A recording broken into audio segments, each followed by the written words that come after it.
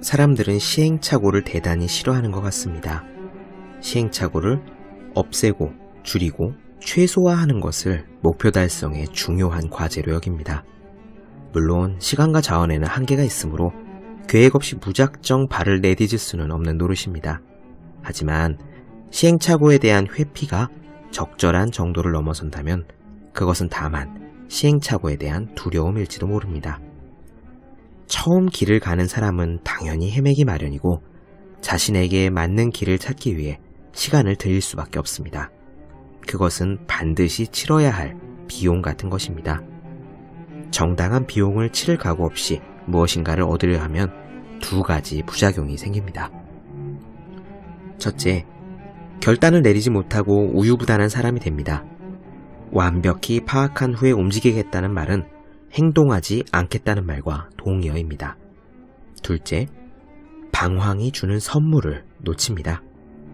시행착오는 중요한 경험이며 영국의 평론가 토마스 칼라일이 지적했듯이 경험은 많은 것을 알려주는 최고의 교사입니다. 엄밀한 의미에서 공부 방법은 사람마다 다릅니다. 같은 요리를 하더라도 셰프마다 노하우가 다른 것과 마찬가지죠. 그 방법은 스스로 찾아내야 합니다. 시행착오는 당연히 있습니다. 방어하는 것까지 포함해서 노력입니다. 책에 쓰인 지식은 모두의 것입니다. 경험을 통한 깨달음만이 자신의 것입니다. 과감하게 부딪히세요. 비용은 생각보다 크지 않습니다. 365 공부 비타민 시행착오는 최고의 교사다의 한 대목으로 시작합니다. 안녕하세요. 본격 공부자극 팟캐스트 서울대는 어떻게 공부하는가 한재우입니다. 우리들은 보통 음악을 들을 때 그 음악과 같이 우리의 추억을 함께 듣는다고 그렇게들 이야기합니다.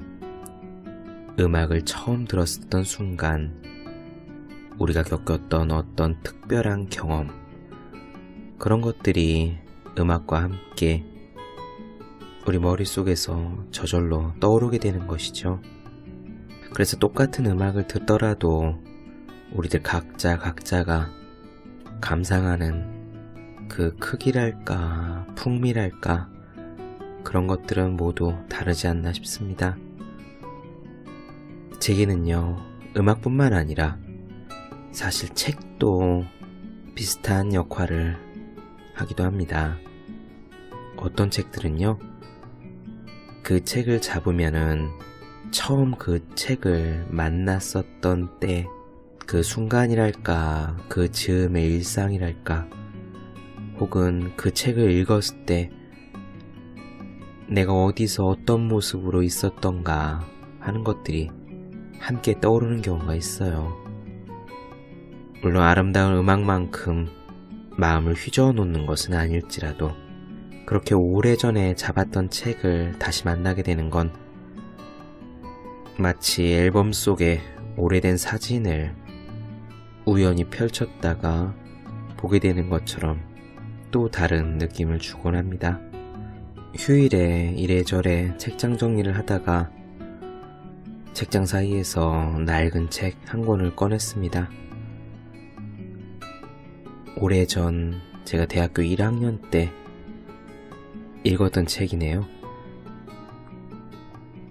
범우사에서 나온 범우문고인데 소위 말하는 문고판 책입니다.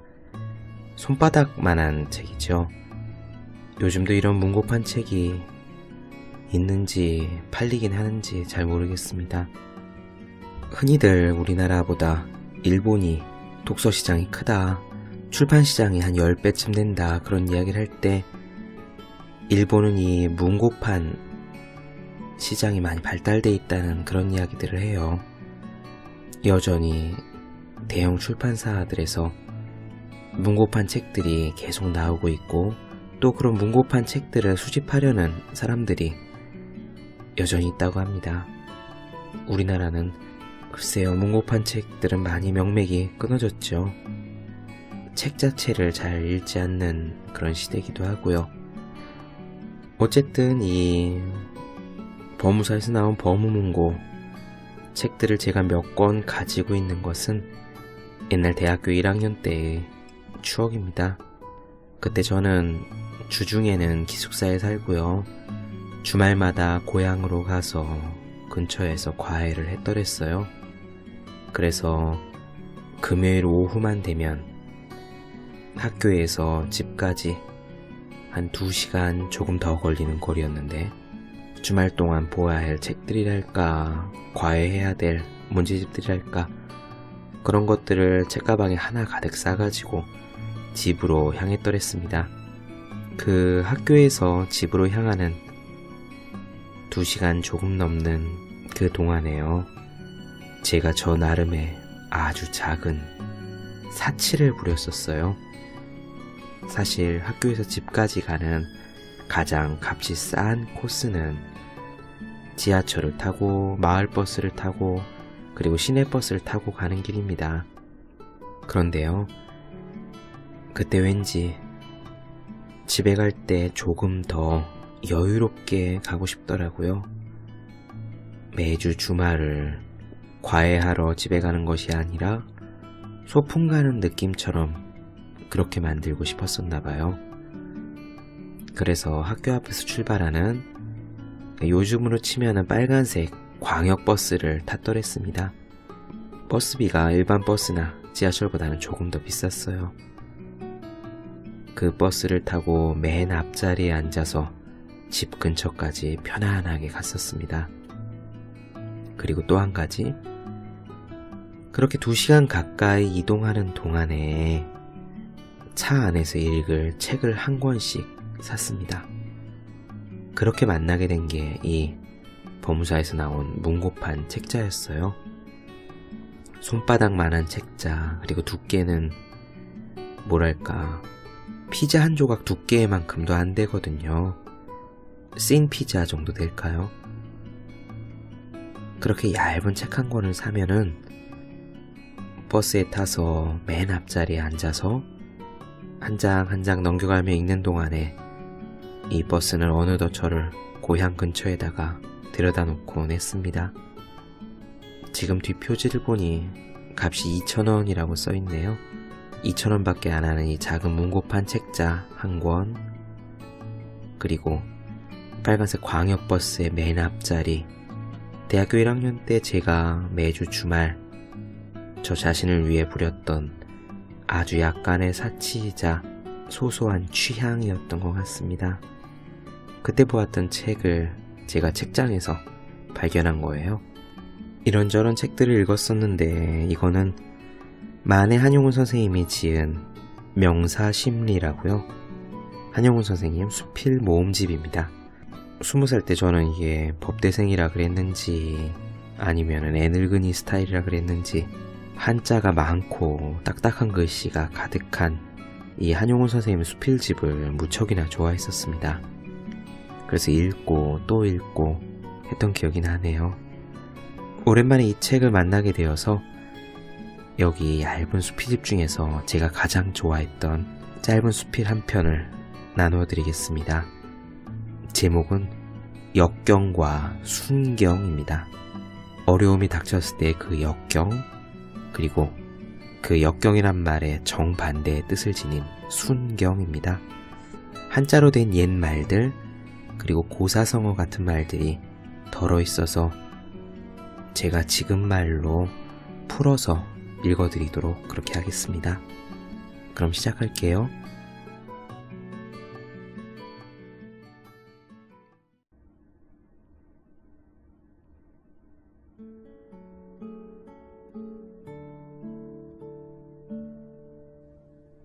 역경과 순경.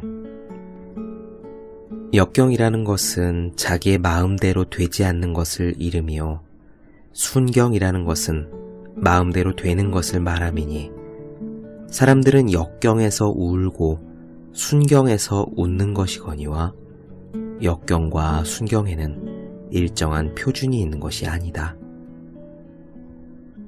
어떤 사람에게 역경인 것이 다른 사람에게는 순경이 되는 수가 있으니, 동일한 동풍이지만은 서쪽으로 항해하는 배에게는 순경이 되고 동쪽으로 항해하는 배에게는 역경이 되는 것이요. 동일한 봄비면서도 농부에게는 순경이지만은 여행자에게는 역경이 되는 것이다.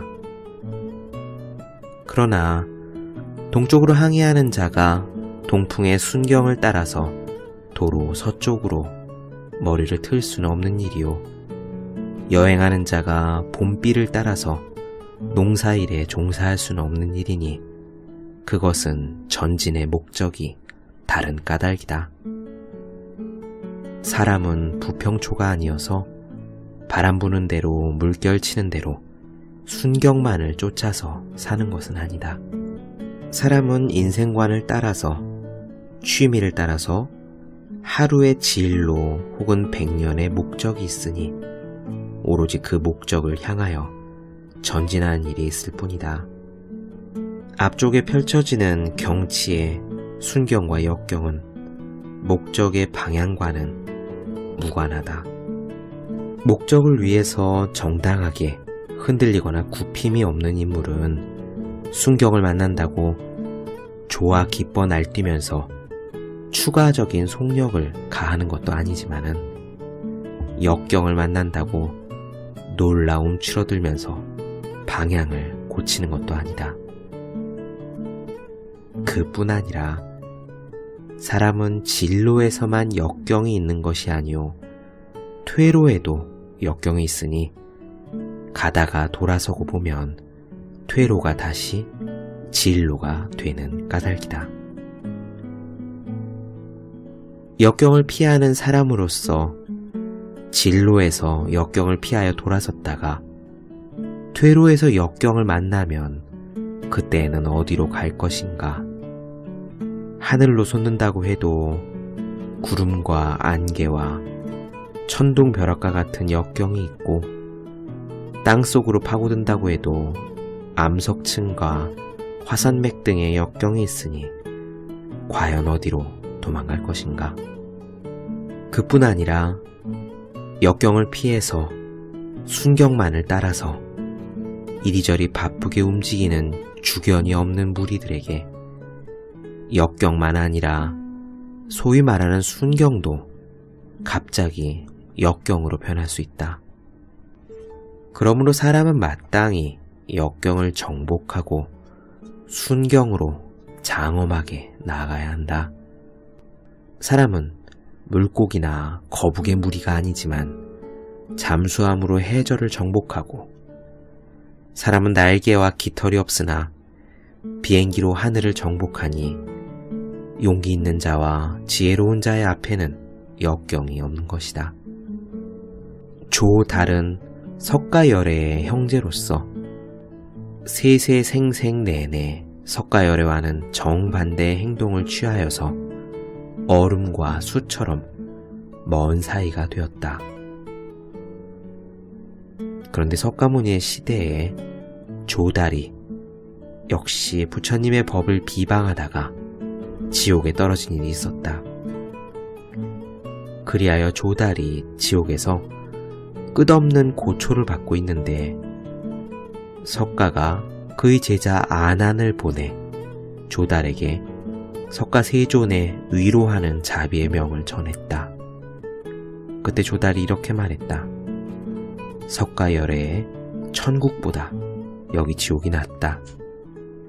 아난이 물었다. 언제나 지옥에서 나올 것인가?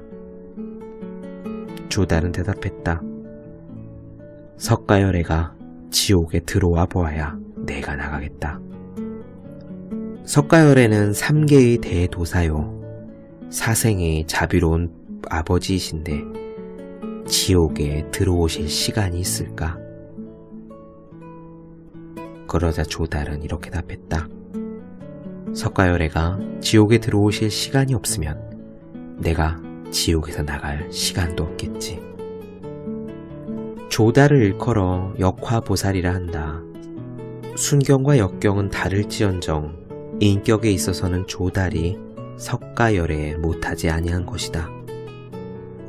역경으로서 지옥 이상의 역경이 있으랴마는 조달은 거기에 대해서 능히 천국의 기쁨을 맛보았으니 그것은 일체유심조 진리의 실천이거니와 아닌 게 아니라 정말 통쾌한 일이다.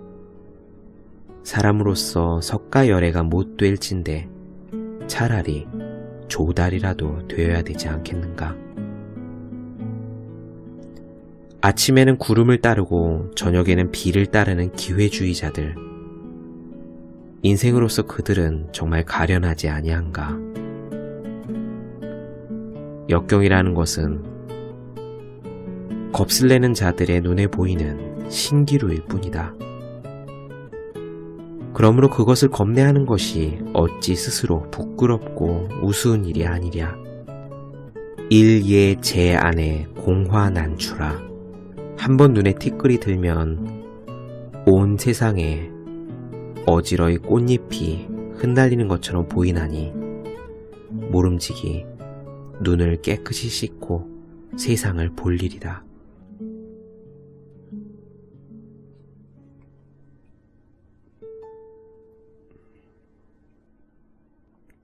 네, 만해 한용운 선생님의 역경과 순경 어떻게 들으셨나요? 예전에 저는 참 저 문구를 좋아했습니다. 사람은 진로에서만 역경이 있는 것이 아니라 퇴로에도 역경이 있으니 가다가 돌아서고 보면 퇴로가 다시 진로가 되는 까닭이다. 당연히 살다 보면 어려운 일들이 많이 있습니다. 공부를 해도 어렵고 일을 해도 어렵고 사람을 만나도 어렵고 무언가 인생에서 새로운 단계로 나아가는 것은 모두 다 어려움이죠. 그거 하나하나가 다 역경이라면은 역경이기도 합니다. 그런데 역경이 없는 곳, 가능한 한 걱정이 없는 곳을 향해서 우리가 발버둥 치고 살아나가려고 한다고 해서 정말 그곳에 어떠한 역경도 어려움도 없을까요? 우리는 삶에서 방향을 정할 때 어려움이 있느냐 없느냐의 여부가 아니라 내가 가고자 하는 곳이 어디인가를 보고 정해야 된다고 그렇게 생각합니다. 순경과 역경은 목표 설정 자체하고는 무관한 일이죠. 가다가 보면은 어려움과 만날 수도 있습니다. 하지만 그 어려움과 마주치기 싫다고 뒤로 돌면 그곳에는 어려움이 없을까요? 전진할 때는 순경이었던 것이 뒤로 돌면은 역경으로 변한다는 말을 어려움에 부딪혀 되돌아갈까 고민하시는 모든 분들이 새겨들어야 되지 않을까 생각합니다. 같은 수필집에 있는 만해 선생님의 글 하나 더 읽고 마치도록 하겠습니다. 역시 우리에게 힘과 용기를 주는 그런 글이 되겠습니다. 시작할게요. 조선 청년에게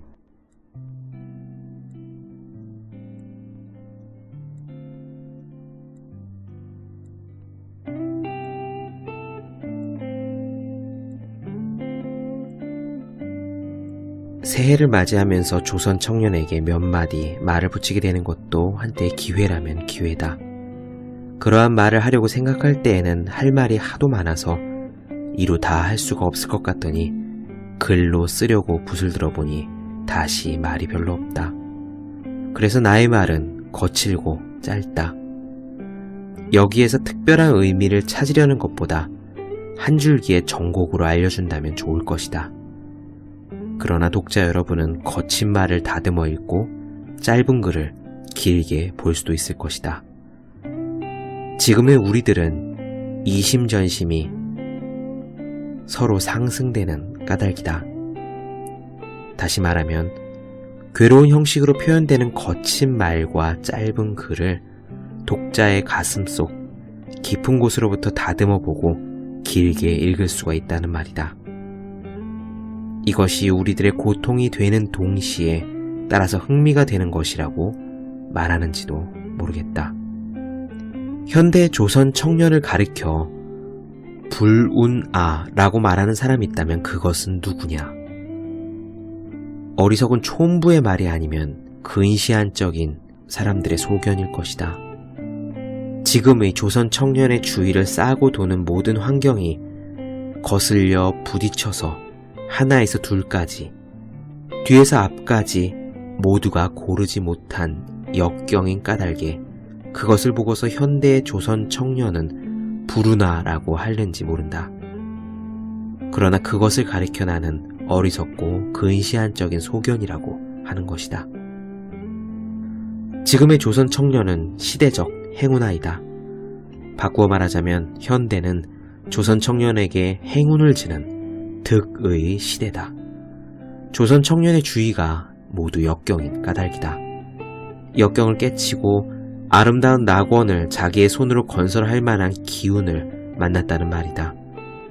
불행히 편안한 시대엔 나서서 하염없이 살지 않고 다행히 할 일이 있는 시대에 나서 좋은 일을 제 손으로 많이 할 수 있다는 말이다. 좋은 말은 마구간에서 늙는 것을 싫어하고 용사는 할 일 없이 죽는 것을 부끄러워한다. 예로부터 하염 있는 사람들은 부루를 슬퍼하나니 하염 있는 사람들의 이른바 부루라는 것은 아무 일도 할 만한 자료가 없는 미지근한 평화시대를 가리킨 일 것이다.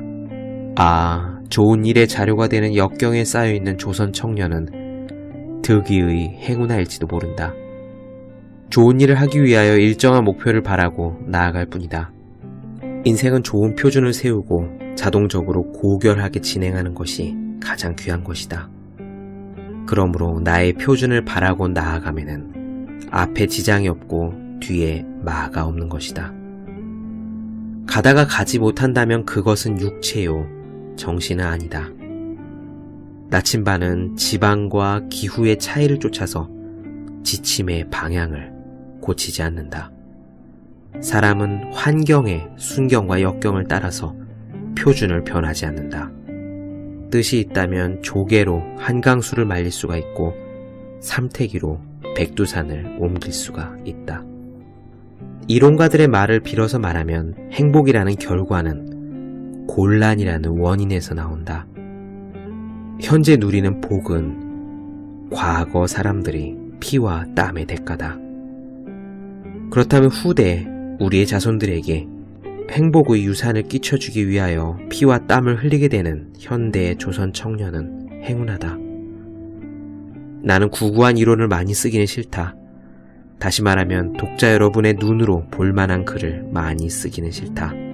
다만 마음으로 읽을 만한 한 뜻을 조금 썼으면 족하다. 조선 청년은 스스로를 사랑하기를 바란다.